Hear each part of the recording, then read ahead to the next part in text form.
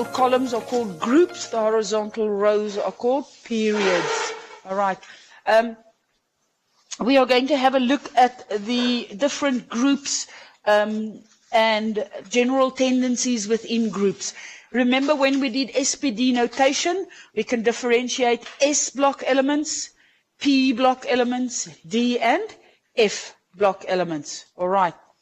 The group of metals on this periodic table that are printed dark green in color are commonly known as the transition metals. And we'll have a look at the properties of metals when we get there. Those are the lanthanides and actinides. We don't normally work with them except for uranium that is used as a fuel in nuclear power reactors.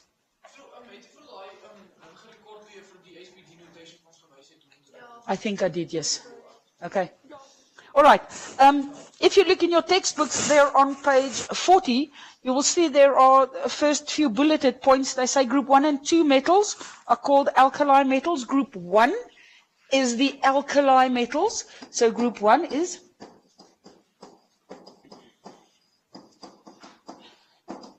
group 2 is known as the alkali earth.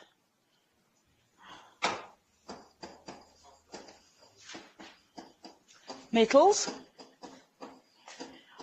We don't bother with the names of the group 3s and the group 4 elements and the group 5 elements, group 6 elements. Group 7 elements are known as the halogens, and then just remember what is a halide. Yes, it's in the compound form. Okay, usually the ionic halogen. Okay. They talk about the transition metals that lie between group 2 and group 3. They form a unique group of metals, slightly different from those of group 1 and 2. Remember, metals are shiny, malleable, ductile, sonorous, good conductors of heat, good conductors of electricity.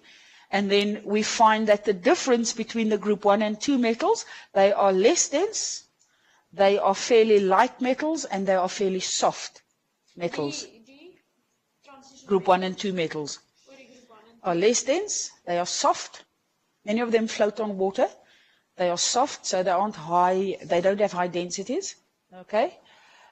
We find that the transition metals, they usually form colored compounds, and they usually have higher densities with higher melting and boiling points. All right. Remember, the boiling point and melting point of mercury will not fit the pattern because it's a liquid at room temperature. Okay, I don't want to say more about the metals at this point.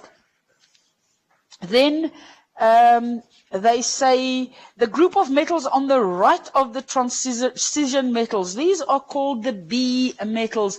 On this periodic table, they're in light blue. We won't bother much with B metals, why they are called that or whatever. It's just take note, that's why they've got it colored in blue on that periodic table. Then the group of B metals, just B, capital letter B, B metals. Then the group of non-metals on the right of the periodic table, remember, there is a step going down through the periodic table. Below the step we have metals, above the step we have non-metals. In actual fact, the non-metals are only a few elements. Most of the elements are metals. And yes. Calcium is a metal. Remember, what confuses you is calcium carbonate or calcium salts. That is what your bones are made from. But it needs calcium. But you don't have calcium as a metal in your bone. You have calcium in the form of a salt in your bones and teeth. That's. So it's a compound in your. Yes, yes, yes. Okay. So sy properties change. Yeah, yeah. Okay. Yeah. Yes. Yeah. Yeah. Yeah, it's only a few that are non-metals. All right. If we go and have a look at the step, then we find that the elements lying on the step, like boron and aluminium, aluminium silicon, silicon germanium, germanium arsenic, arsenic antimony, tellurium, polonium, astatine, they very often have got properties that are slightly more vague. They aren't definite metals or definite non-metal properties. Carbon is one of them. It touches the step on the corner. Carbon, one of its crystalline structures in the form of graphite, does conduct electricity, while in general non-metals do not. Then we get silicon and germanium. Silicon is a non-metal, germanium is a metal, but they are both semi-conducting materials. Do you understand? Now, those elements, we call them metalloids. Should we know each one's? No, we will do specific things. This is just in general. You need to know the term metalloids. If I ask you what is a metalloid, then it's an element that lies on or near the step that shows properties of both metals and non-metals. Okay. In general, when we classify something, if it has mostly metallic properties, then we will classify it as a metal. But for example, tin, we get one of the crystalline structures of tin that looks like not a metal at all. It looks like a non-metal. Oh, and All right. So there's an Yeah. Yes, both sides, up and down. The ones that touch the step. All right. Yeah. So we just say on or near of net touch. On or near the step. It's fine. All right. Now, the next part in your textbooks, they refer to group 1 and group 2, the alkali and the alkali earth metals. People, a couple of things that we need to know. When they form salts, they are usually white salts, colorless compounds. Okay? What is the properties of the transition metals? They form colored compounds because copper salts are blue, zinc is white, iron salts are red or green, etc. Okay. They are mostly the group 1 and 2 metals when they form salts. Those salts are usually soluble in water. All right. And we find that the reactivity of the group 1 metals increases from top to bottom. Group 2 also increases from top to bottom. So the honors, this is More reactive, yes. We don't work with them. It is just elements that there is, but many of them are made in laboratories. They exist for a short period of time because they're radioactive and they disintegrate or they break down, undergo decay. They don't make uranium, they mine it, but some of the others. Yeah, they enrich uranium to get a specific isotope of uranium that they need for nuclear reactions and stuff like that. Okay. all these U elements. Yeah, we don't need to know them. Just leave it, please. Okay. The transition metals then, in the next section, if you check there, they say the metals are not as dense as the well-known ones. So group 1 and 2 metals are not as dense as the well-known ones. So then the transition metals, just in general, they form a block of metals. They are hard, they are strong. They usually have high densities, hard, strong, dense materials. They form colored compounds. And then they say the metals become less reactive from left to right. So the transition metals that lie on the left-hand side of the block of transition metals, they are slightly more reactive than those that lie on the right. But it's not like a fixed golden rule. Okay, but if you do look, you'll see elements like silver and gold and platinum. They lie here on the right-hand side. Okay, and iron that we know will rust, for example, lies more to the left-hand side of the periodic table. That's just general sort of tendencies. The whole periodic table, as you work, except for the group 8 elements, we find then that group 7 and group 1 are fairly reactive. Group 2 is less reactive than group 1, so group 6 is less reactive than group 7. So there's a general tendencies of the yes. Okay. Then It has to do with electrons in the outer shell. yeah, mostly. Is it that the same way with the transition metals as well? Yes, well, not from inside out, but from left to right. Yes. All right. The transition metals then, just very simply, this means that the least reactive ones, such as gold, are found on the bottom right over there. So the reactivity decreases from left to right and from top to bottom. Okay, now All right. mercury.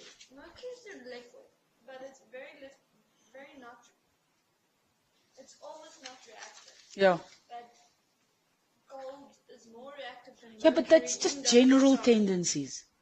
It's just it's inherent properties of the elements. Okay. So the B metals, they are very often, I put in brackets there, the metalloids, because they all touch the step. Not all of them, but most of them do. All right. So we don't worry too much about the B metals. They just say, yeah. Bromine and silicon and those can also be classified as a metalloid. No, not bromine. Silicon, boron, yes. Yeah, because it also touches the Yeah. step. So a metalloid is touching the step. It doesn't need to be a metal to.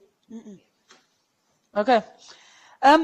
The non-metals on the right-hand side above the step, well, we know they are dull, they are not shiny, they are not workable. The non-metals, you should know hydrogen, nitrogen, oxygen, fluorine, chlorine are gases together with group 8. That's nothing new, all right? You need to know that in the non-metals there are some diatomic elements, hydrogen, nitrogen, oxygen, fluorine, chlorine, bromine, iodine, or diatomic, astatine as well, but we don't work with it very much, all right? So the non-metals, they have one thing in common, and that is that they are non-metals. When they bond with each other, they form covalent bonds. When they bond with the metals, they form ionic bonds. Just general tendencies. No?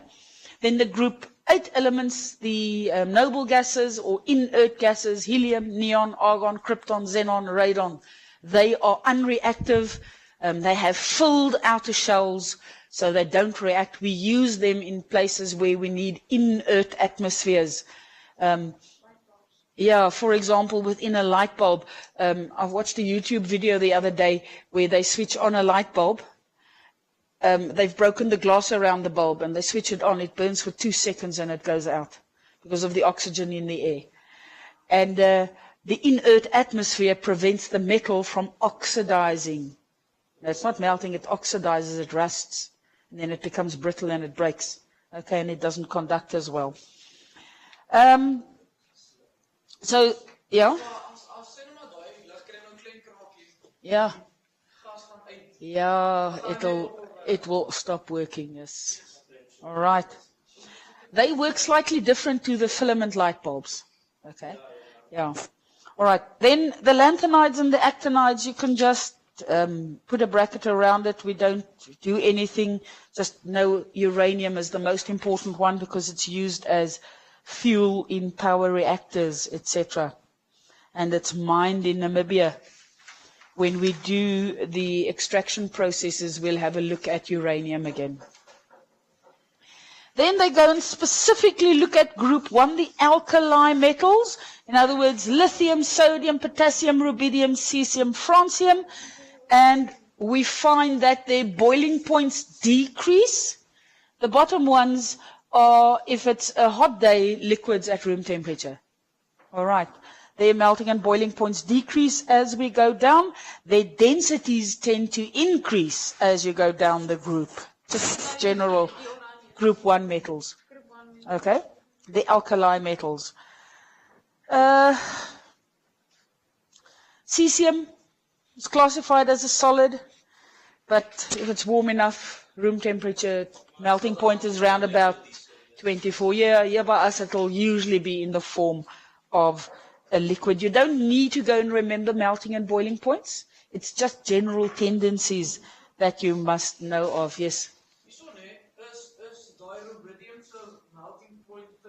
Yes. Yeah. Yes. Because you require more energy to boil. Well, it's got to do with the forces. Yeah. It's just, it's inherent properties. Yeah, that's a slight discrepancy or an aberration if you want to look at it like that. No. Sometimes we find that as the extra shell is added, the nuclei are further apart, so the forces holding the particles are acting over greater distances. But sometimes it's got to do with the extra shell has an extra positive charge to it. So these things all sort of play a role. Okay, so just in general, the general tendency is for boiling points to decrease, melting points to decrease, and density to increase. Okay. The group 1 metals in general are very reactive. If I had sodium and potassium in the laboratory, I would store them under an oily liquid or within an oily liquid. The simple reason for that is sodium and potassium are so reactive that if I had them not covered by an oily substance, they will react with the oxygen and the water vapor in the air. And here by us in the summer, there's lots of water vapor in the air. The potassium will start burning. The sodium will corrode. It will become hot. There is a chance of it starting to burn depending on how much moisture there is in the atmosphere. All right. So they are very reactive. We store them under like paraffin or any oily substance. You can't store them under water because they react with water violently. So they float on the surface, they run on the surface, they melt and they burn. Okay, potassium burns with a nice purple flame. When it runs on the surface, you can see the little purple flame above it. Sodium, you cannot see that it is burning, but it melts. You can see it melts into a little droplet that runs on the surface of the water, and eventually it disappears because it forms sodium hydroxide that goes into solution. It leaves a little milky trail on the surface of the liquid. All right, we can check and see maybe if we've got some time somewhere along the line in a double period for a video on these metals. Okay. The table 3.3 in your textbooks on page 42. There they have a look at the chemical properties of the alkali metals. Now, they all react with water. If you read the first three, lithium, sodium, and potassium reacts with cold water. Sodium reacts vigorously with cold water. Potassium reacts violently with cold water. The increase in reactivity as you go down the group, they all react with cold water and they will form the hydroxide. So it will form lithium hydroxide, sodium hydroxide, potassium hydroxide. Now, if I have, let's say, sodium and it reacts with water, H2O, it is going to form sodium hydroxide. This is water soluble plus what? Yes, hydrogen gas. All right. And you would be able to catch up the hydrogen gas and you can test the hydrogen gas. How do I test hydrogen? Burning splint, whistling or popping sound. All right. So all of the group 1 metals will react similarly with water, as if it was an acid. You get a salt plus hydrogen gas. Then, if we go and have a look at their reactions with oxygen, they all react with oxygen. Yes, all sodium group 1 and 2 metal salts, most of them are soluble, so if you have to guess, you could guess them as soluble. Yeah. Okay. Which one isn't? There are singular exceptions. I can give you the list. No. The grade 10s do the solubility rules. Yeah. All right. Then the reaction with oxygen, they will all react with oxygen. They will burn, and the product will be a white substance. So when any of these metals, let's take lithium, if lithium reacts with oxygen, it is going to form lithium oxide. Okay? Yes. And lithium oxide is a white solid. This is water soluble. Okay, but they all form white salt, so that stuff is white, that stuff is white. Okay, so that is the reaction with oxygen. They also like reacting with the group 7 elements. They are very reactive. Group 7 elements are very reactive. So let's take potassium with iodine, and it will form potassium iodide. All right, very willingly. It's actually an oxidation reduction reaction, very similar to the combustion reaction chemically. Okay. Yeah?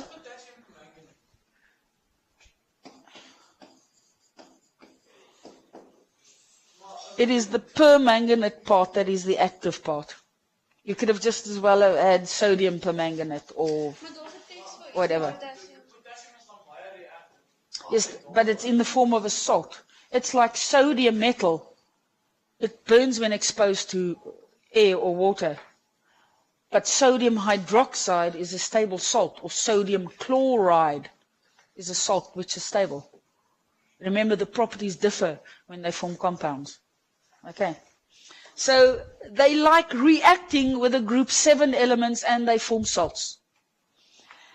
The flame color, that is not part of your syllabus. The grade 10s do the flame color. Lithium is red. Sorry, is the salt white? Yes, they are all white salts. The flame color test, they just dip a piece of wire into the salt and they hold it in a flame, and the flame color changes depending on what metal we have. All right, so, but you don't have to worry about that. You don't do that.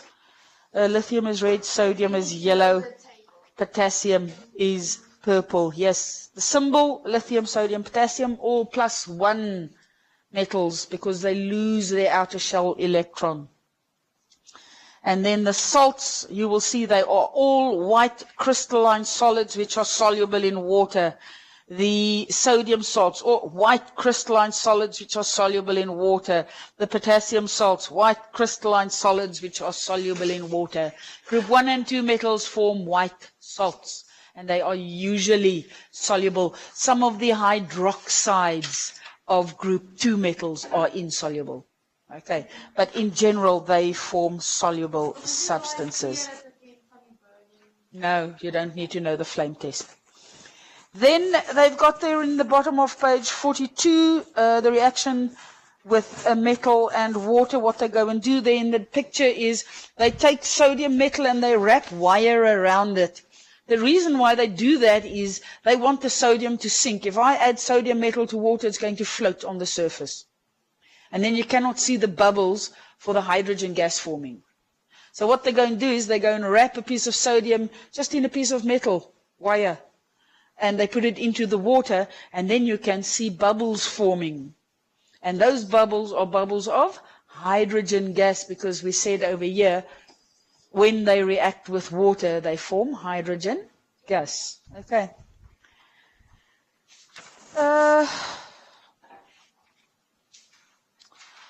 The reaction of the metal with water, this is an alkaline substance. pH will be greater than 7.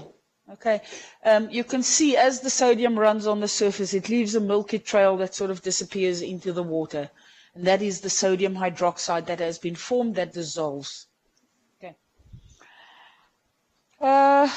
Group 1 compounds, the group 1 metals, when they form compounds with the non-metals, they are all ionic.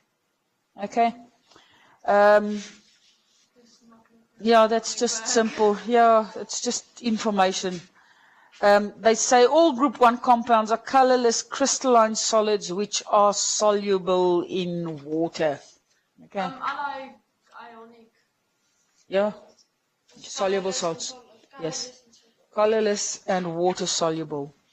The reactivity of group 1, we've already said it increases down the group. All right, then in your books they jump to group 4. Now group 4 is carbon, silicon, germanium, etc.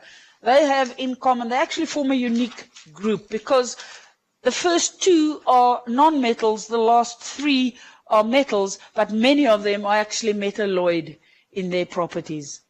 In general, they have got 4 electrons in their outer shell, so depending on what they react with, they can either lose or gain 4 electrons. All right, we don't work too much with them.